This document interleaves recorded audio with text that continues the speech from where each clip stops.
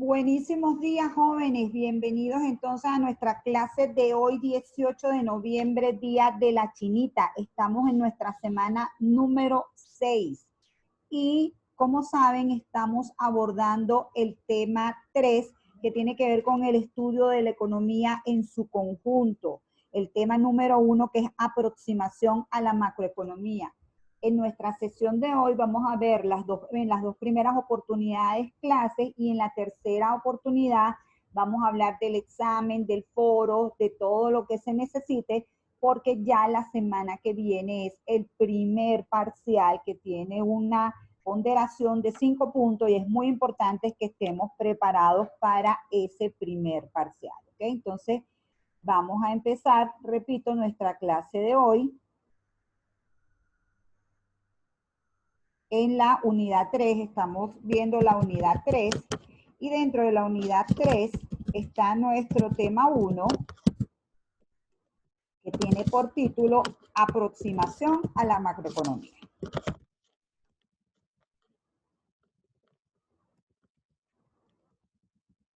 Aproximación a la macroeconomía.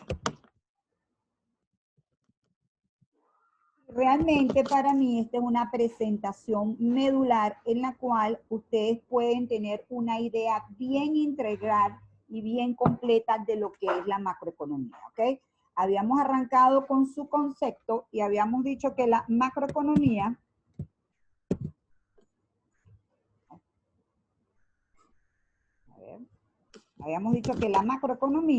estudia la economía en su conjunto.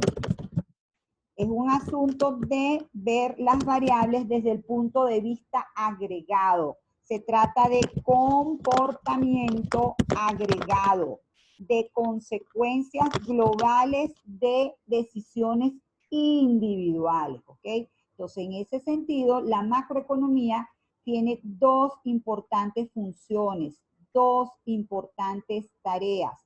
Una función, una tarea muy importante es calcular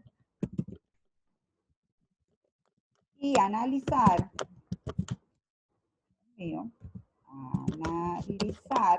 variables macroeconómicas. ¿Okay? Estas variables van a estar midiendo comportamiento, conductas, decisiones de los agentes económicos. Y entonces tenemos las herramientas para cuantificarlas, para analizarlas. Tenemos la teoría económica que permite de entrada saber cuál es la relación que existe entre ellas. Y una segunda tarea, no menos importante, tiene que ver entonces con acciones o estrategias, que es lo que llamamos política económica, para mejorar esos resultados.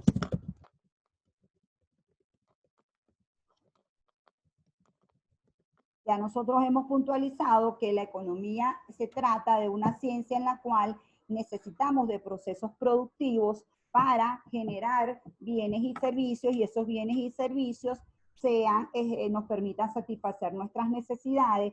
Ya nosotros hemos dicho que en un sistema capitalista lo que ocurre es que se genera la producción, se vende, y ese dinero le ingresa a cada uno de los individuos que han participado en el proceso productivo, y ellos lo gastan, ellos van a los mercados y compran los bienes y servicios. Entonces, en ese sentido, a nivel macroeconómico, tenemos un mercado consolidado, un mercado que simboliza toda la producción de bienes y servicios de una economía.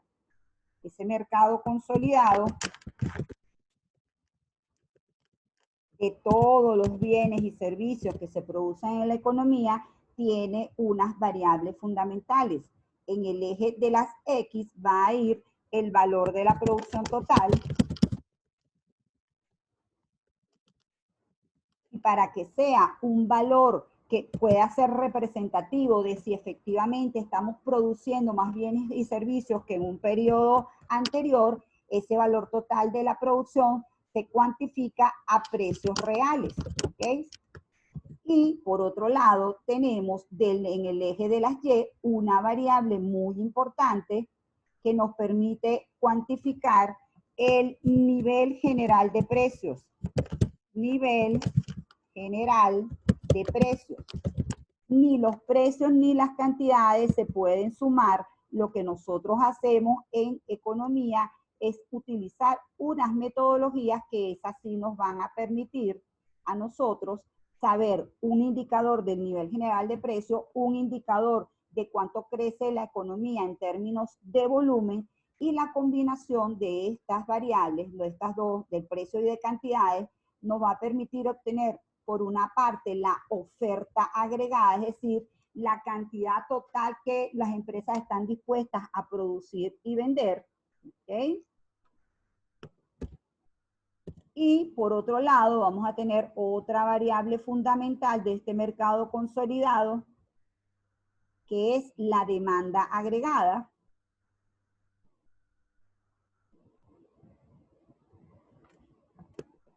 La demanda agregada, esta demanda agregada entonces va a constituir del lado de los demandantes cómo se gasta esta producción de bienes y servicios. Esta producción de bienes y servicios genera un ingreso y del lado de la demanda lo que tenemos es cómo los diferentes actores de la economía gastan esta demanda agregada. Ahorita vamos a ver más detalles sobre eso. Lo que interesa entonces es entender que como todo mercado, alcanza su equilibrio aquí.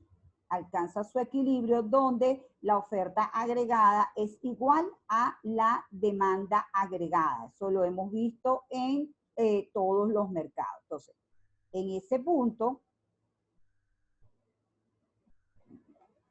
no pelea mucho con el punto este, no se quiere poner bien derechito aquí, coinciden la oferta agregada y la demanda agregada. Es decir, la economía consolidada va a estar en equilibrio cuando la oferta agregada sea igual a la demanda agregada y en ese punto se obtienen tres variables fundamentales para la macroeconomía. Se obtiene el valor de la producción,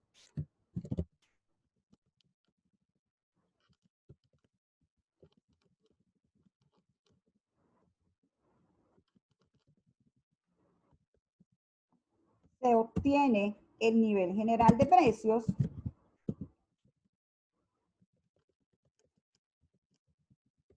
en un momento determinado y se obtiene el nivel de empleo y desempleo, porque acuérdense que para producir hay que combinar factores productivos. ¿Cuáles son los factores productivos?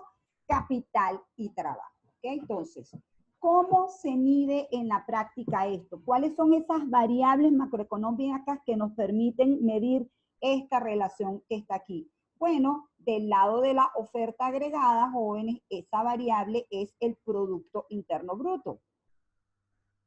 Del lado de la oferta agregada, esa variable es el PIB. Ya nosotros habíamos definido el PIB como ese valor de la producción total de bienes finales en el territorio nacional en un periodo de tiempo determinado. Después vamos a ver los tres enfoques que nos permiten calcular esta variable, pero por ahora es importante puntualizar que el PIB es la variable macroeconómica que permite determinar cuál es la oferta agregada de una economía en un momento determinado. Generalmente los cálculos se hacen anuales, pero también se pueden hacer trimestrales y de hecho hay indicadores para recoger los trimestrales. Solo que anuales es donde se obtiene la información más completa, ¿ok? Del lado de la demanda agregada, entonces la demanda agregada está definida como esa cantidad total de la producción que es gastada por cuatro actores fundamentales: los hogares, las empresas, el gobierno y los extranjeros, ¿ok? Entonces, en ese sentido, hay variables macroeconómicas que permiten cuantificar el gasto que representa cada uno de esos sectores. Entonces, esas variables macroeconómicas son el consumo, el gasto del gobierno, la inversión, las exportaciones y aquí le ponemos signo negativo a las importaciones. Repito, todas estas son variables que están asociadas a sectores. En ese sentido, en el caso de los hogares gastan su ingreso en la compra de bienes y servicios y la variable macroeconómica que recoge eso se llama consumo. Por eso esta C que está aquí. En el caso del gobierno, jóvenes, el gobierno realiza funciones en la economía, es una unidad institucional que realiza funciones económicas. ¿Cuál es? La de regular la economía, la de redistribuir la renta, el ingreso, y la de estabilizar la economía. Entonces, en ese sentido, el Estado es productor de algunos bienes y servicios que no produce el mercado. Es un Estado que le quita renta a parte de los sectores que han sido más favorecidos, los que han generado los mayores ingresos, y se la devuelve a los sectores que no han sido tan favorecidos con la renta. Es típico que un Estado preste las funciones de salud, educación, seguridad, y como hace esas funciones no como una empresa, sino porque le quita renta a lo demás, tiene una característica muy especial. Entonces, dos variables clave en el Estado tienen que ver con el ingreso que proviene de los impuestos, y esos impuestos van a afectar el ingreso del resto de los sectores, y luego la variable gasto público. El gasto público entonces está referido a los gastos que hace el gobierno para cumplir sus funciones y las transferencias que hace a la familia. Cuando nosotros tenemos este circuito que está aquí, las transferencias que hace a la familia ya se han contabilizado en la variable consumo. Y lo que representa esta G que está aquí, que se llama gasto del gobierno, no gasto público, sino gasto del gobierno, ojo que van a ser dos variables distintas. Ese gasto del gobierno lo que va a incluir es que el Estado, para cumplir sus funciones, necesita pagarle a los funcionarios públicos, necesita pagar sueldos y salarios, y necesita comprar insumos, necesita comprar bienes y servicios que le permitan cumplir con sus funciones. Entonces, esas son las dos variables que van aquí: el pago a los empleados públicos y los bienes y servicios que necesita consumir para cumplir sus funciones. También están aquí los gastos militares. ¿Okay? Los gastos militares no son considerados un gasto de inversión, no va aquí del lado de la inversión, sino va aquí de este lado, ¿de acuerdo? Entonces, ahí tenemos al gobierno. La tercera variable es la I de inversión, y esa variable la realizan o corresponde a las empresas. ¿Por qué? Porque las empresas necesitan gastar en maquinaria y equipo. Inversión. Las empresas necesitan adquirir maquinarias y equipos para aumentar su capacidad de producción. También necesitan, cuando se termina la vida útil de una empresa, reponer esa maquinaria y equipo, y por eso es que finalmente la inversión es el gasto que hacen las empresas en mantener o aumentar la capacidad de producción. ¿Okay? Otros actores que van a gastar en la economía son los extranjeros.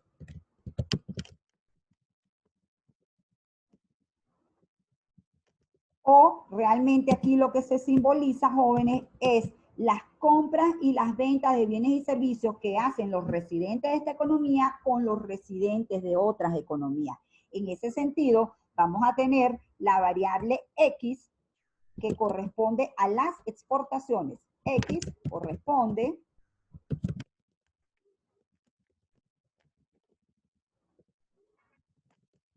a exportaciones, y tiene que ver con la venta que hacen las empresas nacionales a no residentes de bienes y servicios. Y como esto que está aquí es la oferta nacional, la oferta del país, de lo que se produce en el país, le restamos las importaciones. Se refiere a las importaciones porque estas importaciones son las compras de bienes y servicios que hacen los residentes de esta economía de bienes producidos por empresas que están ubicadas en el sector externo, que están ubicadas en el resto del mundo. Por eso, entonces, jóvenes, cuando nosotros vemos la ecuación macroeconómica lo que simboliza es la igualdad entre oferta y demanda. Por el lado de la oferta va a estar el PIB, y por el lado de la demanda va a estar el consumo, el gasto,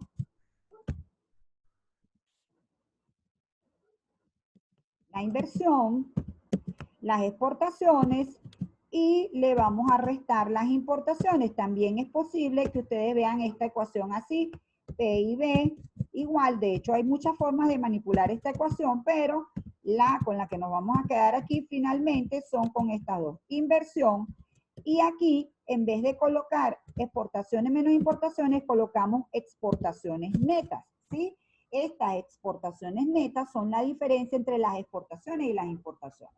Entonces, repito, lo que significa es que del lado de la oferta agregada, la variable que mide la oferta agregada es el PIB y cuando estamos aquí del lado de la demanda agregada, la variable que mide la demanda agregada es consumo, gasto, inversión y exportaciones netas. ¿Estamos claros, jóvenes? ¿Me han entendido hasta aquí estas relaciones macroeconómicas tan importantes a lo que se refieren? ¿Alguien tiene alguna pregunta?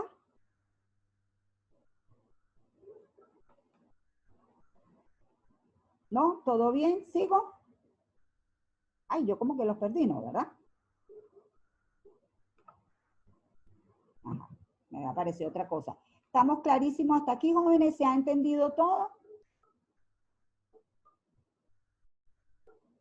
Bueno, si no hay respuesta, asumiremos que está todo más claro que el agua.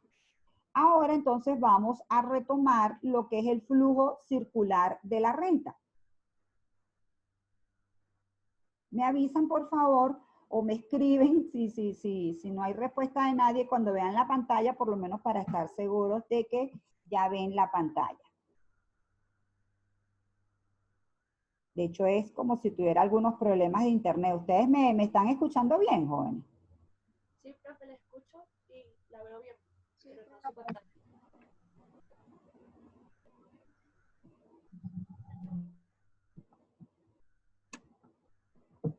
Estoy compartiendo la pantalla para entrar a la presentación del tema 1 de la unidad 3. Está bastante lento esto. Esperemos que esté funcionando bien.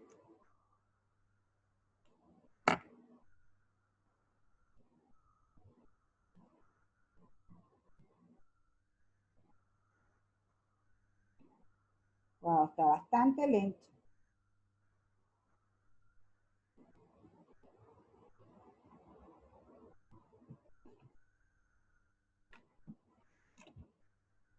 Ok.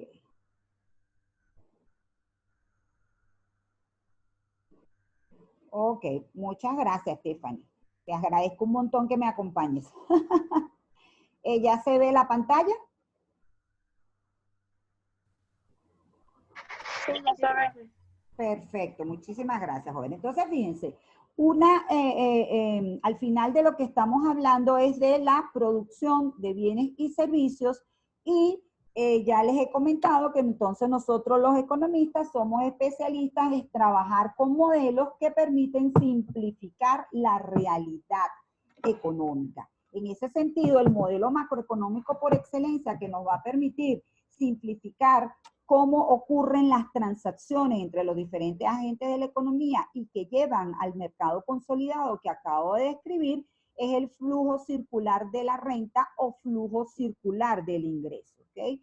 De lo que se trata, este flujo circular del ingreso, es de visualizar fácilmente cómo ocurren las transacciones entre los diferentes agentes de la economía.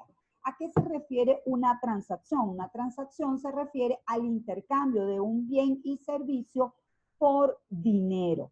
En ese sentido, el flujo circular de la renta va a tener dos corrientes. Una que se llama flujo de bienes y servicios, donde a lo que se refiere a que se genera la producción de bienes y servicios y esos bienes y servicios circulan en la economía y como contrapartida, que es lo que significa la transacción, va a haber un flujo monetario, un flujo de dinero que va a ir en vía contraria al flujo de los bienes y servicios. Entonces, dentro de los sectores de la macroeconomía, los grandes sectores son las empresas, como estas organizaciones que se dedican a producir bienes y servicios, los hogares, como todas estas personas o personas que comparten una renta, el sector externo, como esta unidad institucional que tiene unas funciones económicas que las hemos establecido en las 3E, que son equidad, estabilidad y equidad, estabilidad y eficiencia. Y luego tenemos el sector financiero como esa parte de las instituciones que se encargan de manejar el tema del dinero, y el sector externo como ese sector donde se simbolizan todas las transacciones que hace esta economía con el resto del mundo. Todas las operaciones de los distintos sectores generan variables macroeconómicas y es muy importante que ustedes manejen bien esos conceptos de esas variables macroeconómicas. Entonces, el primer sector es donde se origina el ingreso y tiene que ver con las empresas. Las empresas, lo hemos visto en varias oportunidades, entonces combinan factores productivos y de ahí se obtienen los bienes y servicios que se venden y se obtiene un ingreso. Eso significa entonces que las empresas interactúan en el mercado de bienes y servicios y en el mercado de factores. En el mercado de bienes y servicios ofrecen los bienes y servicios, y quienes demandan esos bienes y servicios son las personas que los necesitan, y todos están aquí en esta categoría de hogares. Los hogares devuelven a las empresas entonces unidades monetarias con las cuales han comprado esos bienes y servicios. Dentro del mercado de factores tenemos entonces que los hogares son los que ofrecen la mano de obra, por eso que siempre que hablemos de la variable empleo y desempleo, lo que vamos a ver es la proporción de la población que participa en el proceso productivo o que quiere participar en el proceso productivo, pero no consigue trabajo en ese momento. Eso forma parte de todo lo que es la fuerza laboral, y las empresas demandan esa fuerza laboral para poder producir esos bienes y servicios. Entonces aquí empiezan a aparecer los precios como esa gran señal que va organizando toda esta estructura. En el mercado de bienes y servicios, como hemos visto, vamos a obtener un indicador del nivel general de precios, y en el mercado de factores productivos vamos a tener un indicador que son los salarios, el precio del trabajo, que se llama salario, ¿ok? En ese sentido, entonces, tenemos la variable ingreso, tenemos la variable consumo y también tenemos la variable inversión. ¿Cómo se genera la variable inversión? Bueno, este ingreso que está aquí solo puede tener dos posibles destinos. Uno, que es el consumo, y la parte del ingreso que no se consume y se llama ahorro va al sistema financiero. Dentro del sistema financiero tenemos al Banco Central como ese ente que está encargado de emitir y regular la cantidad de dinero, y tenemos a los bancos que ellos también tienen una influencia en la determinación de la cantidad de dinero, pero que además hacen una función importantísima para la macroeconomía, que es la intermediación financiera. ¿Qué es eso de la intermediación financiera?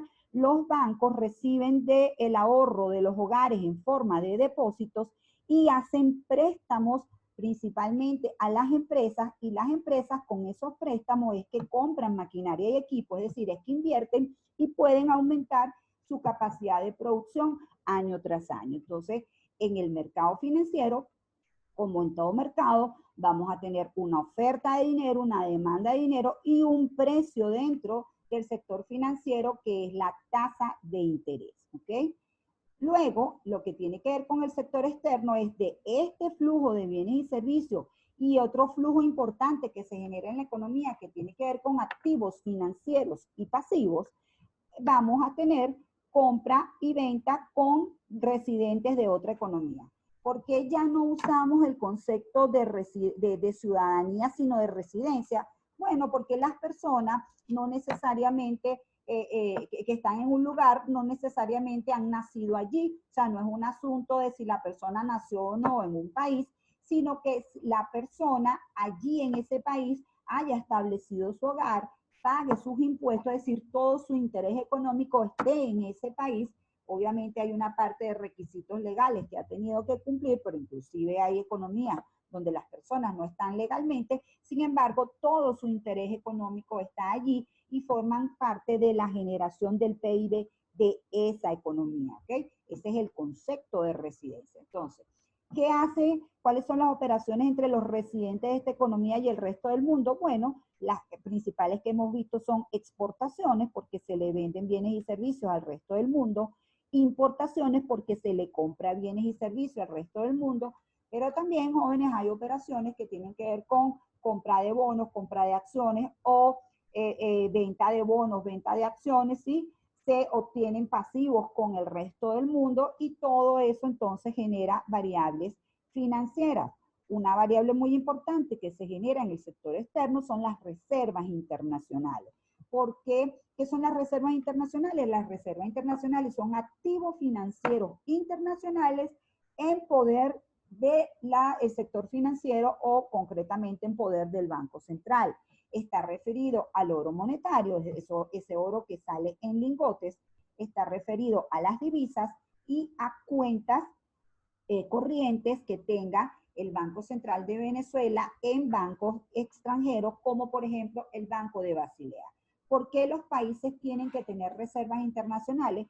Bueno, porque las transacciones entre los residentes y no residentes no se hacen en las monedas nacionales de los países, sino que se hace en una moneda que se cataloga de divisa. ¿Qué significa divisa? Divisa significa que es una moneda que es aceptada internacionalmente. Entonces, cada banco central tiene que tener un stock, tiene que tener un saldo de reservas internacionales con el que se pueda hacer, se le pueda satisfacer la demanda de divisas que ocurran en la economía y entonces allí se puedan realizar las transacciones. Tanto el sector financiero como el sector externo tienen su precio. Dentro del sector financiero el precio es la tasa de interés y dentro del sector externo el precio es el tipo de cambio.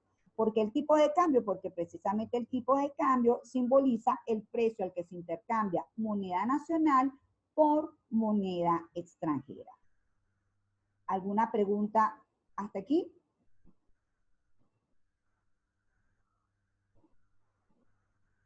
¿Me han seguido bien, jóvenes? ¿Me han seguido chévere? Entonces, repito, existe un mercado de dinero.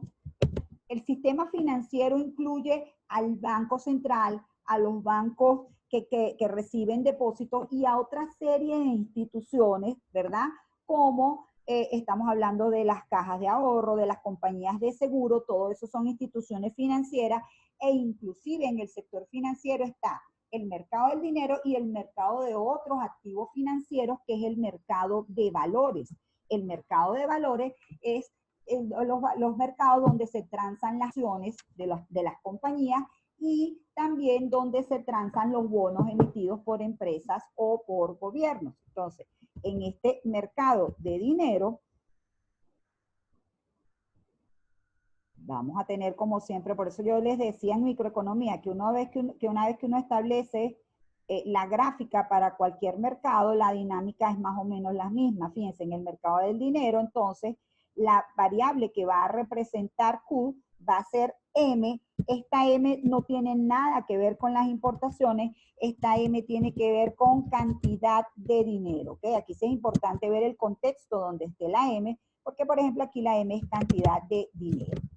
Y del lado de la Y, el precio en este mercado, jóvenes, se llama tasa de interés. La tasa de interés tiene dos connotaciones. Tiene la connotación de ser esa prima que se paga por un dinero recibido, ¿verdad? En un tiempo determinado, pero también se le dice que es el precio del dinero y ya tendremos la oportunidad de entender por qué es el precio del dinero. Como todo mercado, entonces, va a tener una demanda de dinero, ¿ok? MD, y esa demanda de dinero va a tener una relación inversa con el precio, que en este caso es una relación inversa con la tasa de interés. Fíjense, uno demanda dinero para hacer transacciones económicas. En la medida que la tasa de interés sea muy alta, costoso para nosotros tener dinero para hacer transacciones económicas y no invertido en otros activos financieros. En cambio, si la tasa de interés es bajita, cosa que pasa, por cierto, ahorita a nivel mundial, pues entonces nosotros tenemos nuestro dinero depositado en los bancos y lo utilizamos para hacer transacciones económicas. En el caso de la oferta de dinero, jóvenes, es una línea vertical, lo que significa que no responde a la tasa de interés. Y es así porque el Banco Central no está creado para hacer beneficios con la tasa de interés y con la cantidad de dinero, sino que es una institución que está creada para ofrecer el dinero que necesite la economía para hacer las transacciones económicas, ¿ok? Entonces, estas son las características del mercado de dinero. En el caso del mercado cambiario,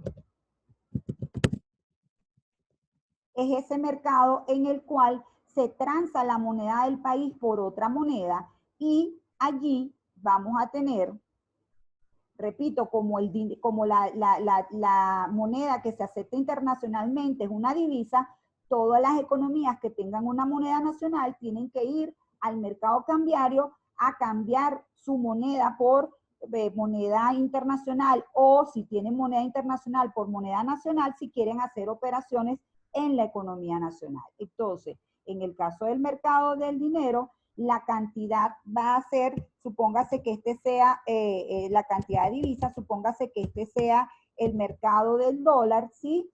Y de este lado, pues entonces lo que vamos a tener es el tipo de cambio. El tipo de cambio es el precio al que se intercambian los bolívares por dólar, ¿sí? Cuando nosotros decimos que el tipo de cambio, US dólares. US dólares, US es Estados Unidos y la D de dólar. Y entonces lo que nosotros decimos, cuando decimos 670,000, es que necesitamos 670,000 bolívares para intercambiarlos por un dólar. ¿Ok? Entonces, en este mercado va a haber una oferta de dólares y va a haber una demanda de dólares. En un mercado normal, que para nada ya Venezuela es un mercado normal, la oferta de dólares, jóvenes, generalmente proviene de los exportadores, ¿sí? Y por supuesto el Banco Central también actúa en este mercado, pero el Banco Central actúa más bien como un mercado que regula si hay un exceso o déficit de dólares, pero habitualmente la oferta viene de los exportadores. ¿Por qué los exportadores estarían dispuestos a ofrecer sus dólares? Bueno, porque lo normal es que un exportador recibe estos dólares, pero necesita hacer sus pagos en la economía nacional de préstamos, de bienes y servicios, de que la paga de insumos, y todo eso lo hace en la moneda nacional, ¿ok? Entonces, los exportadores generalmente son los que están aquí en este mercado. Y del lado del demandante, pues obviamente vamos a tener como demandantes a los importadores, porque para usted poder comprar un bien en el resto del mundo necesita cambiar sus bolívares por dólares para poder hacer los pagos, ¿de acuerdo? El tipo de cambio entonces va a tener la siguiente relación. En la medida que aumenta el tipo de cambio, tenemos que dar más bolívares por la misma cantidad de dólares, por el mismo dólar. Esto genera el siguiente efecto. En términos generales, la moneda pierde poder adquisitivo con relación a la moneda extranjera. En el caso de los exportadores, a los exportadores la devaluación los favorece porque por cada dólar le dan ahora más moneda nacional. Por supuesto, estamos hablando de variaciones moderadas, de parámetros moderados. No estamos hablando de maxi devaluaciones o de maxi apreciaciones de la moneda.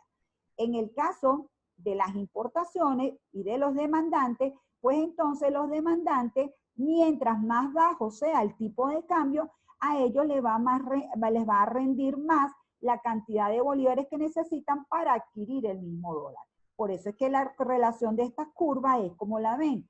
La oferta tiene una relación positiva con el tipo de cambio, porque a mayor tipo de cambio, más dispuestos están los que tienen las divisas de ofrecerlas, y la demanda tiene una relación inversa con el tipo de cambio, porque a mayor precio de la moneda nacional con respecto a la moneda extranjera, pues entonces menos están dispuestos ellos a adquirir esas divisas. ¿De acuerdo? Entonces, este es el circuito completo o el flujo circular de la renta.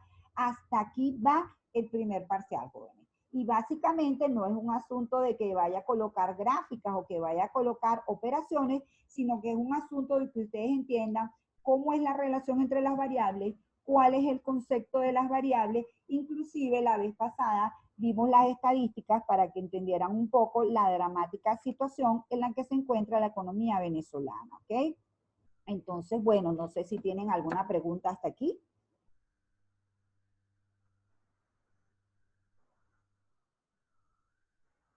¿No? No, profe, por el bien? momento todo está bien. Bueno, entonces hagamos una cosa, mis muchachones. Vamos a parar hasta aquí para empezar la segunda parte con la segunda tarea de la macroeconomía, que ya es estas estrategias que fija la economía o las autoridades económicas para mejorar estos resultados de estas variables de las que estamos hablando hasta ahorita, ¿sí? Entonces, bueno, vamos a parar aquí y nos vemos en una segunda oportunidad para seguir con la clase. Y recuerden que en la tercera hablamos sobre el parcial, ¿sí?